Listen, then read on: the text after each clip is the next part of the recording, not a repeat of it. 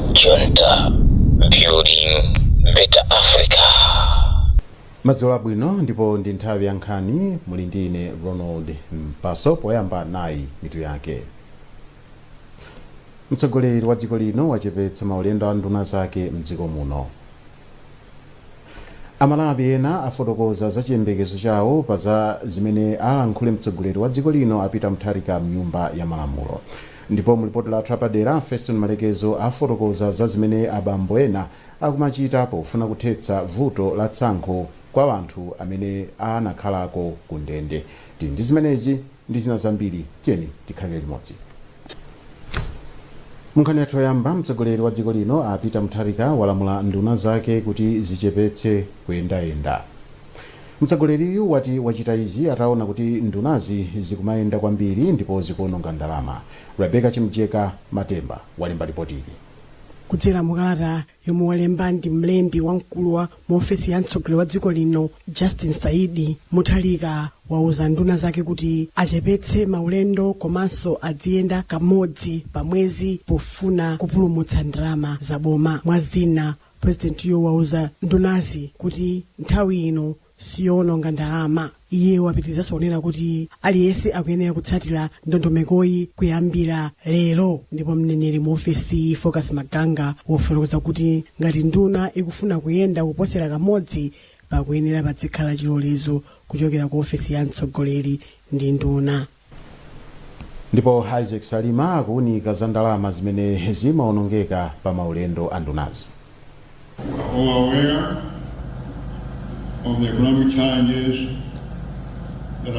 Mtsogoleri wa dziko lino apita mutharika pamene ankalumbiritsa nduna zake adaziuza kuti zizimpasa malipoti mwezi uliwonse.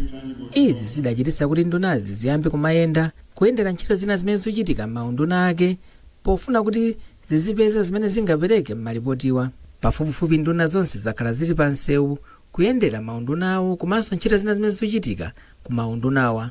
Ndunazi zikamayenda zimaperekezedwa ndi alemba akulu ochokera ku maunduna, akuluakulu kapena kuti madirekta owathandizira, owayankhulira unduna komanso madalaivala.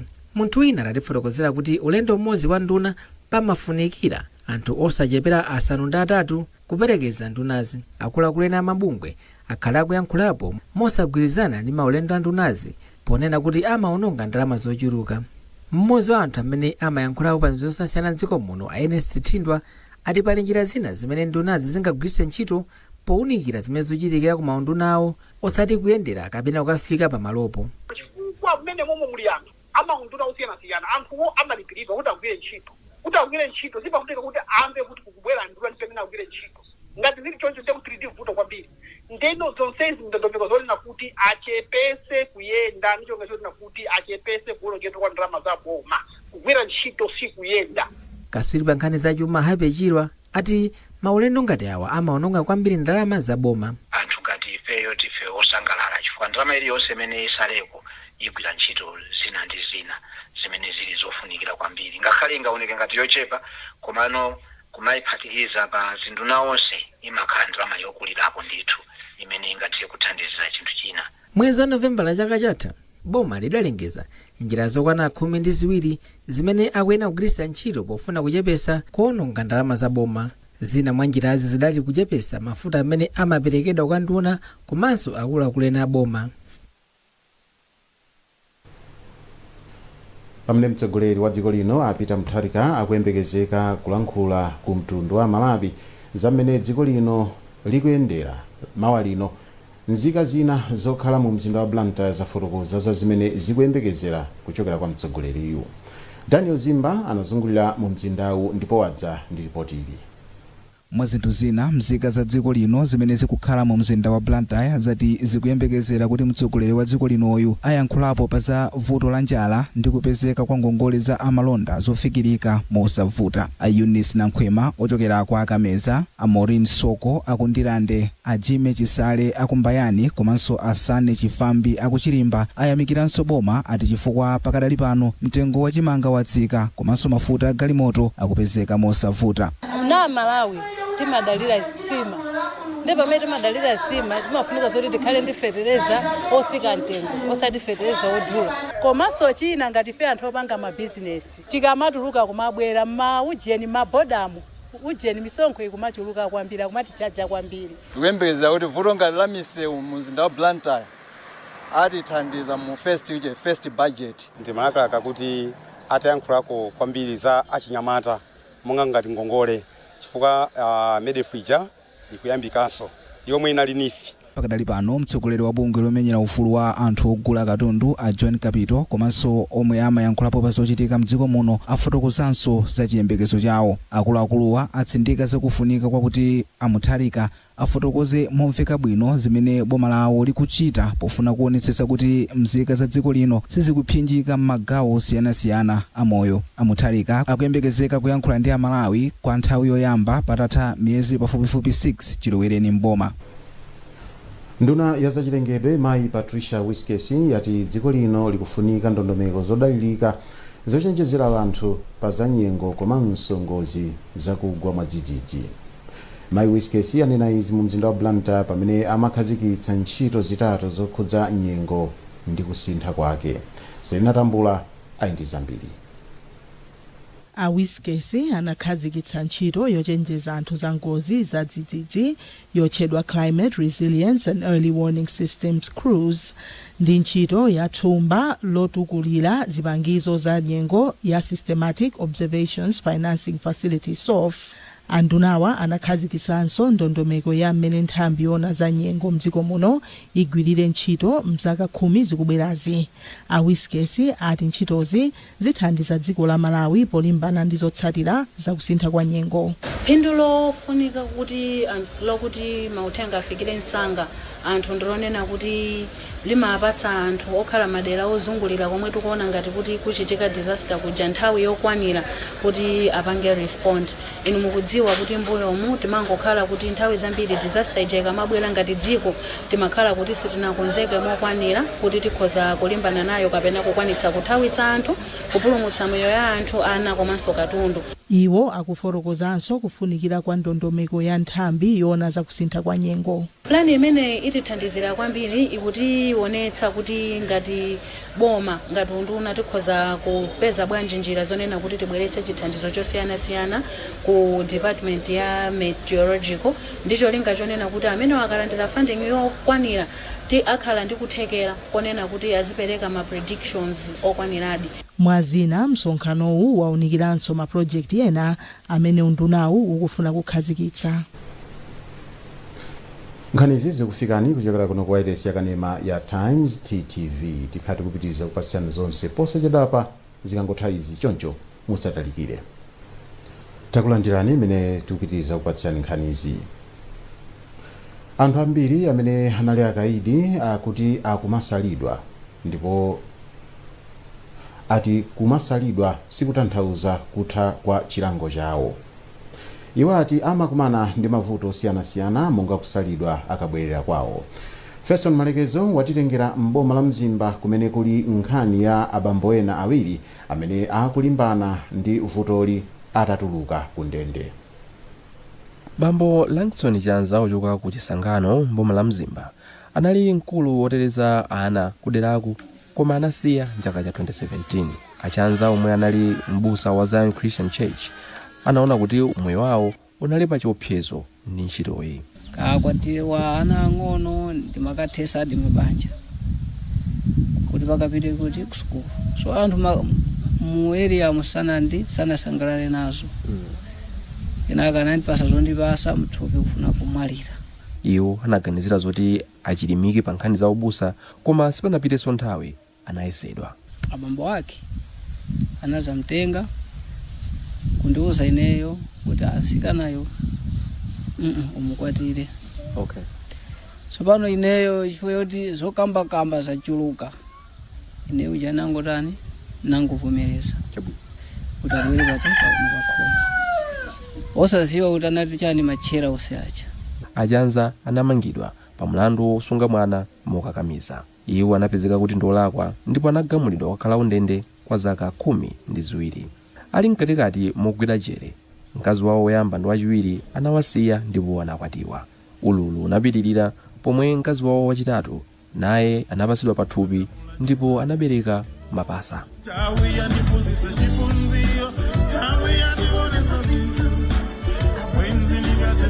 Koma atatuluka, moyo okhala ndi anthu kuderako sunakhale wophweka. Muchitidwe wosala anthu amene ndi anachuluka kundende chonde amalawi ndikupempha uchoseni m'malingaliro anu. Komabe ndi mkazi wawo anakhululukirana ndipo limodzi akulera ana awo 11. Pakadali pano Achanza amapempheresa pa tchalichi cha Zion Christian ngati wachiwiri wa m'busa pa mpingowu. Mnthowa zenezizo zakusemphana na Yesu Khristu kazi ndikuti chilengiwa cha Yesu Khristu. Wapampando wa tchalichi ichi Bambo Bentry Nyirenda anatsimikiza kuti Achanza akhala akusalidwa komanso kukanidwa ndi anthu amderali. Ulephera kuyankhula ukhoza kumangidwa. Tsopano ndimalangiza kuti tizikhala okondana koma tione kuti ka munthu amene abwerera apapa ngati tizapitira kumsala ndiye kuti azatani azalowerera. Nkhani ya Achanza ndiyofananirako ndi ya Shaupe Kita wakuekwendeni ku Mzimba, yemwe nayenso anagwirako jere kwa zaka 4 kamba ka mlandu wokuba. Iyeyo atatuluka amasalidwa ndipo kufika pano alibe nzake weniweni. Iye akukhulupirira kuti kukanidwa ngati uku kumachitisa kuti anthu amene atuluka kundende aganize zowongolakwanso kuti abwerere kundende komwe anali. Momwe moti Mungu khala mochabe mopirira chifukwa choti anthu ambiri amatisala kwambiri kuti ena tachoka kulizwa ndi makanga tamakumatuona makanga tife mwina ngati zikawenga. Koma panopo pang'ono masoberana nawo choncho. Padali pano nthambi ya Zandende ikukhazikitsa ntchito yotchedwa Restorative Justice and Peace Building yomwe inayamba mchaka cha 2022 ndi chilunga choti pakhale ubale wabwino pakati pa anthu amene atuluka kundende ndi anthu akudera kwawo. Malinga ndi nthambi, chiwerengero cha anthu amene amabwereranso kundende ngati akabwerebwere chatsika kufika pa 20% kuchoka pa 30 mzaka zambuyomu. Pa ndende ya Mzuzu mwachisanzo ukufalitsa nkhani kumeneku, Macbeth Wansambo ati kufika tsopano akwanitsa kukhazikitsa ubale pakati pa anthu amene anali akaidi okwana 207 ndi anthu akumadera awo. Komabe Wansambo akuvomereza kuti kusalidwa kukadapitirirabe mdziko muno. Achisomo Chizimu ndi mmodzi mwa anthu amene akukhazikitsa ntchito yodzidzitsa mtendereyi ku chigawo chakumpoto. Aliyense amatha kulakwa andali sakhuzaso kufika kumndende kucha. Ndiye ndi udindo wawonso nawonso kuti athenso kukhala obweretsa mtendere in community. Kupangira kunena kuti ngati community mwawo chamuliso mtendere ndizonena kuti community ikhozaso kuyenda bwino. Ngati community ikuyenda bwino ndiye kuti so bomaso likhozaso kupindula. Poyankhulapo mkulu wa bungwe la Center for Human Rights Education Advice and Assistance Victor Mhango ati dziko la Malawi sili kuchita zambiri poonetsetsa kuti pali ubale wabwino pakati pa anthu amene akutuluka kundende ndi anthu akumadera. Iwo anati ali ndi chikhulupiriro kuti lamulo latsopano loona za ndende lithandizira kubweretsa ubale wabwino pakati pa anthu amene akutuluka kundende ndi anthu akumadera. Kupatulapo kusalidwa, kafukufuku akuonetsa kuti anthu amene atuluka kundende amapalamulanso milandu kamba ka umphawi komanso kusowa zochita kumadera kumene iwo akukhala.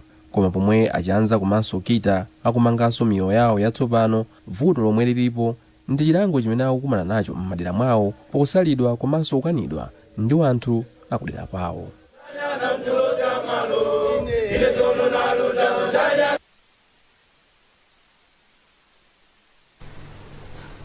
Kusowa kwa ndalama zakunja ndi imodzi mwa nkhawa zimene ochita malonda ogula ndi kugulitsa katundu kunja atulira wachiwiri kwa mtsogoleri wa dziko lino. Mai Jane Ansa alandira madandaulowa pa msonkhano umene anali nawo ndi ochita malondawa mu mzinda wa Lilongwe. Kodi zokhoma zina zimene akukumana nazo ndi zotani? Mai Catherine Makwasa ndi mmodzi wa amene anali nawo pa msonkhanowu. Ngati association timakhulupirira kuti pali njira zina zimene forex ikumapita zimene zosayenera. So tinabwera kuno kuti kumana ndi vice president tifotokozere foti nkhani anadzayikhuzapo kale kuti chimene ayambachi asachisiye chifukwa ma business ambiri anthu tinasiya ambiri anasiya chifukwa choti kulibe forex. tikumagula black market zimene zikutiphinja kuti tipange operate ma business athu bwino profit ndiyochepa ndi black market. So tapsinjika kwambiri from 2022 kufikira lino. Even traveling allowance imene timayipeza ku bank 3000 eja nowadays kulibe.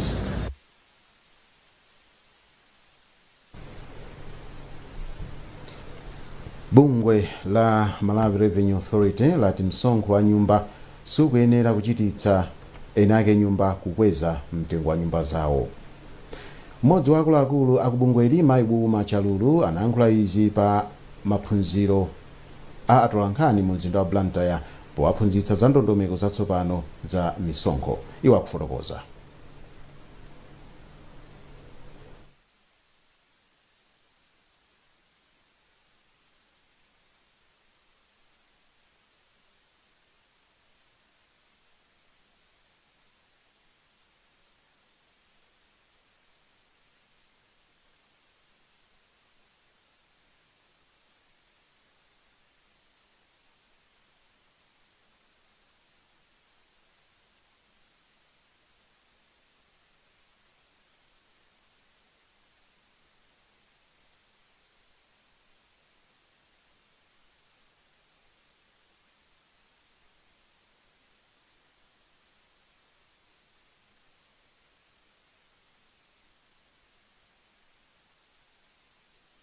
Akazembewa anali ochoka ku United States, Germany, Ireland, Iceland ndi Norway pamodzi ndi nthumwi ya United Nations.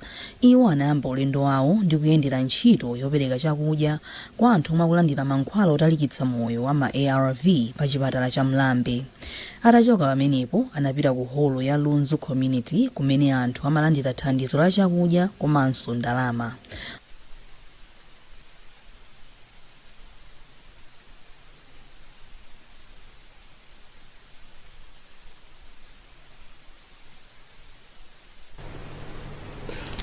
Popitiza nkhanizi maiko amene akuthandiza bungwe la World Food Program pa ntchito yochepetsa vuto la njala mdziko muno alonjeza kuti apitiriza kuthandiza dziko lino. Lonjezoli alipereka akazembe amaikowa atayendera ntchito zimene bungweli likugwira. Zapiri mulipotili la Florence Mwale. Akazembewa anali ochoka ku United States, Germany, Ireland, Iceland ndi Norway pamodzi ndi nthumwi ya United Nations. Iwo anayamba ulendo wawo ndi kuyendera ntchito yopereka chakudya kwa anthu omwe akulandira mankhwala otalikitsa moyo wa ma ARV pa chipatala cha Mlambe. Atachoka pamenepo anapita ku holo ya Lunzu Community kumene anthu amalandira thandizo la chakudya komanso ndalama. Mu ndondomekoyi anthuwo akulandira thumba la chimanga lolemera makilogram 50 pamodzi ndi ndalama yokwana 37,500 kwacha. A Kate Brady omwe ndi kazembe wa dziko la Ireland kuno ku Malawi anati iwo ndi okondwa ndi momwe ndondomekoyi ikuyendetseredwa komanso mmene akupindulira anthu okhudzidwa. Boma la Ireland ndi lothandizira projekti yofunikira chifukwa Ireland ndi lotsimikizika kuthetsa njala akuno ku Malawi. Tikuyenera kuchita zinthu zochuluka limodzi kuti tichepetse njala isanafike pa chimake. Mkulu wa bungwe la WFP kuno ku Malawi Ahyong Jun Lim anati ngakhale ndalama zonjezera zikufunikabe anthu ochuluka afikiridwa ndi thandizo losiyanasiyana. Iwo anafotokozanso kuti WFP ikufuna kufikira anthu 1.5 million ndipo akwanitsa kufikira anthu 823,000 ndi chakudya komanso ana 330,000 ndi thandizo la chakudya msukulu. Ndipo padakali pano bungwe lagwiritsa ntchito $28 million yomwe inachokera ku maiko amene amalithandiza. Komishonala wa nthambi ya Dotma Wilson Moleni anathokoza chifukwa cha chithandizo chomwe chimaperekedwa kuchoka ku maiko omwe akazembewa akuyimirira. Makamakaso pa programu iyi yogawa chakudya kwa mabanja amene akhudzidwa ndi njala. Timakaonesa kuti chithandizo chawo kodi chimapita kuti akazionere okha kuti tili ma system okwanira oteteza ndalama zawo komanso kuti china chilichonse chithandizo chimene akutipasa chikumafikira anthu oyenera. Mwezi wa Oktoba chaka chatha, mtsogoleri wa dziko lino Peter Mutharika analengeza kuti dziko lino lili pa ngozi. Ripoti la Malawi Vulnerability Assessment Committee litanena kuti anthu opitirira 4 million alibe chakudya. Nduna za maphunziro a Bright Msaka yati ndondomeko yopereka chakudya msukulu ikuthandiza kuonjezera chiwerengero cha ophunzira msukuluzi. Amsaka anena izi pa sukulu ya Namadidi ku Zomba kumene amakhazikitsa ndondomeko yoperekera chakudya msukulu kwa miyezi 3. Mwaigowero ali zambiri. Pofuna kuthana ndi vuto la njala ku Malawi, boma la Malawi pamodzi ndi anthu opereka chithandizo akhazikitsa pulogalamu yodyetsa ana m'masukulu amene anakhudzidwa kwambiri ndi njala.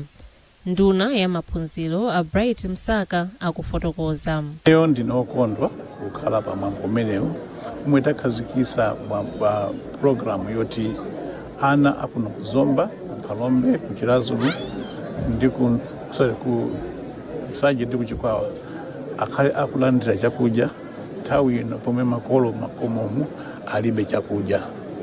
Phungu wa dera la Zomba Changalume a Feston Kaupa anayamikira boma poonetsetsa kuti ana azidya ku sukulu.